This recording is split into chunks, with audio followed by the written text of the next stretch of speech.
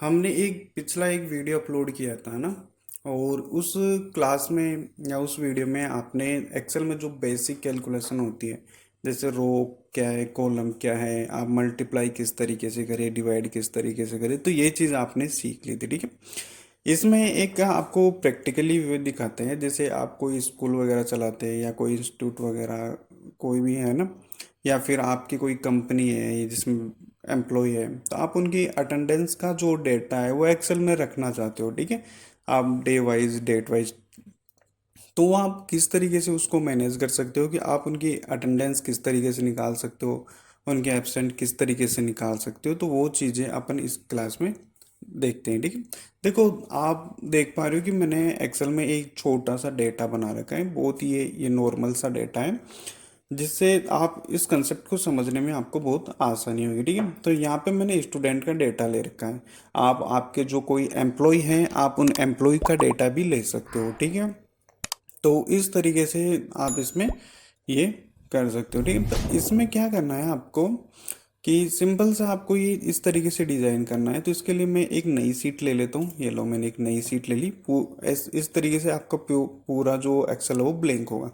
तो सबसे पहले क्या करना है कि आपको, जैसे मैं यहाँ पे ये मैंने लिखा है स्टूडेंट अटेंडेंस, तो आपको ये टाइप करना है। तो इसके लिए जितना एरिया चाहिए आपको, इतना चाहिए तो इतने को सेलेक्ट करो। इसको सिलेक्ट करने के बाद आप यहाँ पे मर्ज एंड सेंटर देख पा रहे हो। ठीक है। तो यहाँ पे इस पे क्लिक करना और यहाँ पे मर्ज और सेंटर जो सबसे टॉप वाला है उसको सेलेक्ट कर लेना। ठीक है। ये क्या काम करता है कि ये आपकी जो जितनी भी सेल है, आपने जितनी सेल सेलेक्ट की है उन सभी को मर्ज कर देगा और मर्ज करके उनको सेंटर में अलाइन भी कर देगा।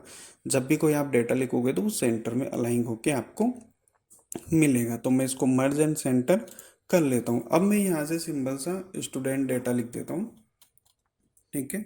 स्टूडेंट डेटा या स्टूडेंट अटेंडेंस जो भी आप लिखना चाहो।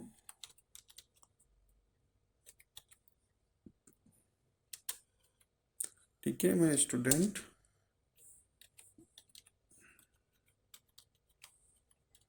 इस तरीके से स्टूडेंट अटेंडेंस लिख लेते हैं अपन। ठीक है। तो सॉरी, इसमें ये ए आएगा। तो इस तरीके से ये मैंने लिख लिया। अब इसके बाद में आपको क्या करना है कि इसको टीवी डबल हो गया।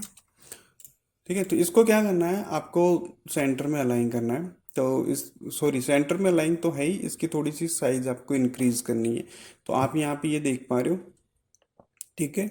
यहाँ से आप इसकी फॉन्ट को इंक्रीज कर सकते हो। तो इस तरीके से जैसे आप इसको सेलेक्ट करके इस तरीके से बढ़ाओगे तो इस तरीके से इसकी फॉन्ट इंक्रीज हो जाएगी। अब यहाँ से आपको ये ए है, इसको कैपिटल करने के लिए आप शिफ्ट के साथ ए दबाओ। सॉरी, एक मिनट। ऐसा स्टूडेंट और यहाँ से ये अटेंडेंस। ठीक है।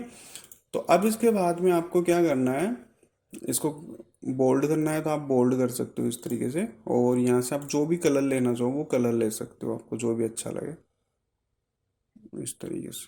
तो मैं ये वाला कलर ले लेता हूँ। ठीक है। ये ले लेते हैं।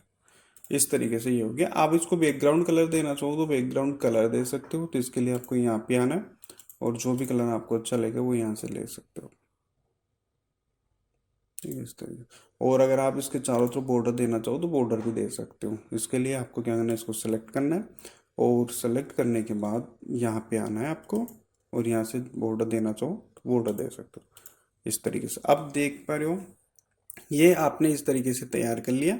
काफ़ी सारी आपने सेल सेलेक्ट की, उनको मर्जन सेंटर किया और इस तरीके से टेक्स्ट देके आपने ये सब कर लिया। इसके बाद में आपको क्या करना है कि जैसे इस तरीके से ये बनाना है आपको ना, इस तरीके से कि ये जो आपकी जो सेल है वो थोड़ी ज़्यादा हाईलाइट हो रखी है, मतलब आपने इसको बॉर्डर दे रखा है। तो इसके लिए आपको क्या करना है, सिंपल सा आप जितना डेटा चाहते हो तो यहाँ पे सेलेक्ट कर लेना जितनी रेंज पे चाहिए। जैसे मेरे को इतनी रेंज पे चाहिए तो मैंने इतना सेलेक्ट कर लिया। इसके बाद आपको यहाँ पे आना है। ठीक है। जो आउटसाइड बॉर्डर्स है इस पे आना है, यहाँ पे आपको क्लिक करना है और इसके बाद में आपको जो ऑल बॉर्डर है इस पे क्लिक करना है यहाँ पे और इसको सेलेक्ट कर लेना। तो इस तरीके से वो आ जाएंगे। ठीक है। अब इसके बाद में आप देख पा रहे हो कि यहाँ से है सबसे पहले नंबर, फिर नेम और फिर यहाँ से है इसके वेडनेसडे। ठीक है। वो सॉरी डेज। ठीक है। तो आपको क्या करना है, यहाँ पे आपको नंबर डालना है। तो इसके लिए नंबर ठीक है, और यहाँ पे नेम इस तरीके से, ठीक है। और यहाँ पे आप जो भी आपके डेज वगैरह है वो इस तरीके से डाल सकते हो। जैसे मैं यहाँ से मंडे डाल लेता हूँ, ठीक है। मैंने उसमें डेट भी डाल रखी है ऊपर, ठीक है। तो अगर आप यहाँ पे डेट भी लेना चाहो तो आप डेट ले सकते हो, अगर नहीं लेना चाहो तो आप छोड़ सकते हो, ठीक है। मैं एक बार इसको यहाँ से कट कर देता हूँ और इसको यहाँ पे पेस्ट कर लेता हूँ। सॉरी, एक मिनट, इसको वैसे ही कर लेते हैं। अगर कट करेंगे तो वो जो बॉर्डर है वो भी कट होती है। तो यहाँ से मैं नंबर डाल लेता हूँ और यहाँ पे मैं नेम दे देता हूँ, क्योंकि यहाँ पे अपन डेट दे देते हैं। इधर से जो डेट है ना, जो डेट है वो डेट आ जाएगी इस साइड से, और इधर से क्या है, आप डेज दे सकते हो। जो आज की जो डेट है वो आप यहाँ पे आज की डेट डाल सकते हो। जैसे आज की डेट है 08/08/2022, तो ये मैंने आज की डेट दे दी। इसके बाद आप यहाँ तक लेना चाहते हो आगे की डेट को, तो इसको क्या करना है आपको, इस तरीके से पकड़ के और इस तरीके से आपको इसको लेके जाना है। एक मिनट, इस तरीके से, ठीक है। तो ये आगे की जो डेट होगी वो ऑटोमेटिक आ जाएगी। अब आप यहाँ पे देख पा रहे हो कि हैज़ आ रहा है, तो ये इसलिए आता है क्योंकि यहाँ पे जो प्रॉपर स्पेस है वो नहीं मिल पा रहा है इसको। तो आप एक बार इसको पूरे को सेलेक्ट कर लो और इसके बाद में आपको क्या करना है, फॉर्मेट पे आना है। और फॉर्मेट पे आने के बाद आपको यहाँ से कॉलम की जो विड्थ है तो वो ऑटो फिट कॉलम विड्थ कर लो। तो इस तरीके से ये जितना आपका कंटेंट होगा उसके अकॉर्डिंग ये डेट आगे तक चली जाएगी, ठीक है। अब आप यहाँ से डे ले सकते हो, जो आज का जो डे है, जो भी आज का डे है, जैसे आज का मंडे है,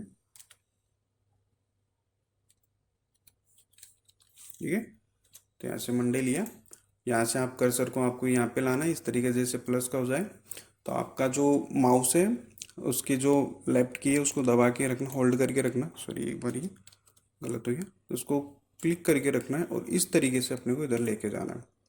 तो इस तरीके से ये आ गया, ठीक है। आप जैसे इस डेटा को आप इस तरीके से मैनेज कर सकते हो या फिर इसको हॉरिजेंटली वर्टिकली जिस तरीके से आप मैनेज करना चाहो मैनेज कर सकते हो।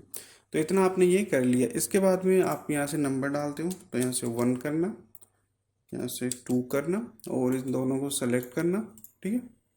ऐसे यहाँ से लेके इस तरीके से, और इसके बाद फिर यहाँ से कर्सर लाके इस तरीके से नीचे स्क्रॉल कर लेना। और अब जो भी आपके नाम है, ठीक है, जो भी आप नाम है, जैसे रमेश है तो मैं एक बार इसको यहाँ से रमेश को कॉपी कर लेता हूँ, और रमेश को क्या, मैं सभी को कॉपी कर लेता हूँ, टाइम बच जाएगा अपना। यहाँ से मैं इसको कंट्रोल V करता हूँ, ठीक है। और अब उनकी जो अटेंडेंस है मैं उसको भी कॉपी कर लेता हूँ, काफ़ी लंबा टाइम हो जाएगा, चलो वीडियो काफ़ी लंबा हो जाएगा। तो इस तरीके से आप मैनुअली इसमें डाल लेना, मैं इसको V कर देता हूँ।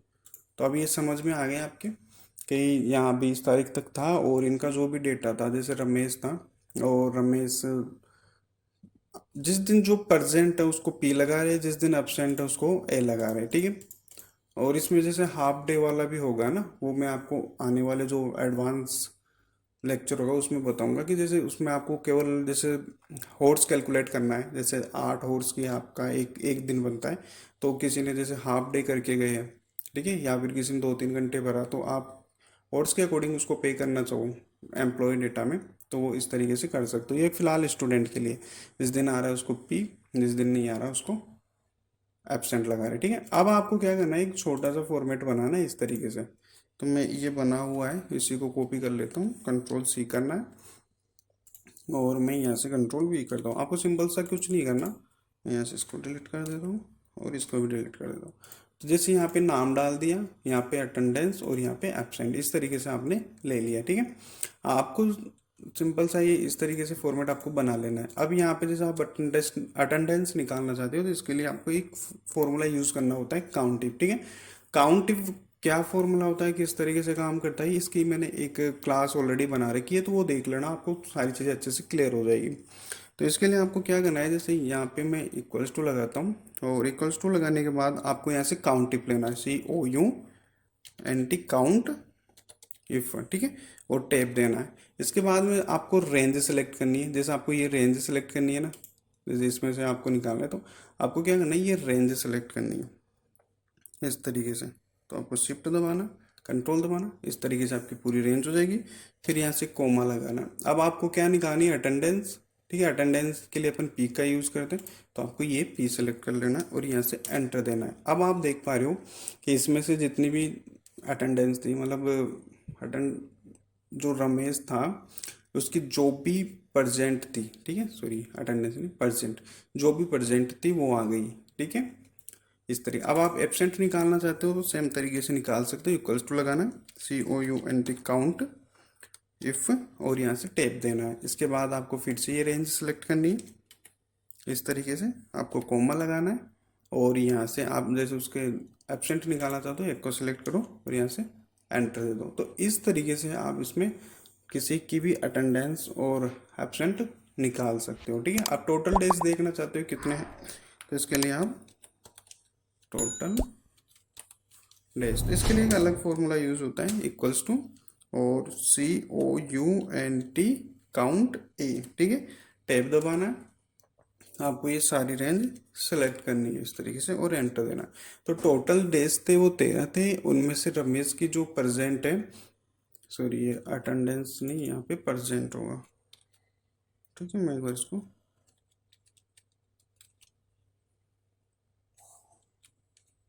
उठाते हैं, इसको प्रेजेंट कर देता हूँ मैं।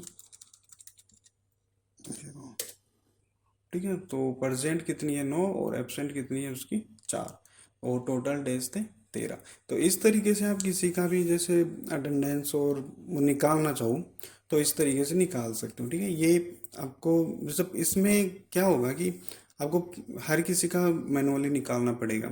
आगे के जो लेक्चर होंगे उसमें मैं केवल आपको इतना बताऊंगा कि जैसे आप यहाँ पर रमेश है तो रमेश का सारा डेटा आ जाएगा, यहाँ पे आप जैसे राजेश करोगे राजेश की एब्सेंट परसेंट आ जाएगी। लेकिन जैसे अगर यहाँ पे आप राजेश का करते हो तो आपको यहाँ पे राजेश की अटेंडेंस परसेंट नहीं दिखाएगी। इसके लिए आपको ऑरेंज फिर से सेलेक्ट करनी पड़ेगी, फिर से वो सारे काम करने पड़ेंगे। ठीक है, तो इसमें केवल मैंने एक बेसिक सा जो स्ट्रक्चर होता है अटेंडेंस किस तरीके से हम मैनेज कर सकते हो वो बताया है।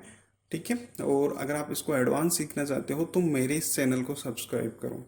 सब्सक्राइब करोगे, आप इसको लाइक करोगे तो मेरे को मोटिवेशन आएगा, मैं इसके लिए और अच्छे वीडियो बनाने की कोशिश करूँगा। ठीक है, तो अगर नेक्स्ट क्लास में आप ये चाहते हो कि जैसे रमेश है, रमेश का सारा डेटा यहाँ पे आ गया, उसकी परसेंट कितनी है, एब्सेंट कितनी है, कमल है, राजेश है, नवीन है, तो वो किस तरीके से आ सकता है ऑटोमेटिकली सारा, तो उसके लिए आपको आगे जो क्लास आएगी वो देखनी पड़ेगी। ठीक है, तो इस क्लास में तो केवल मैंने बेसिक सा बताया कि आप किस तरीके से एक स्ट्रक्चर तैयार कर सकते हो। आई होप इस क्लास से आपने कुछ सीखा होगा। मिलते हैं अगली क्लास में।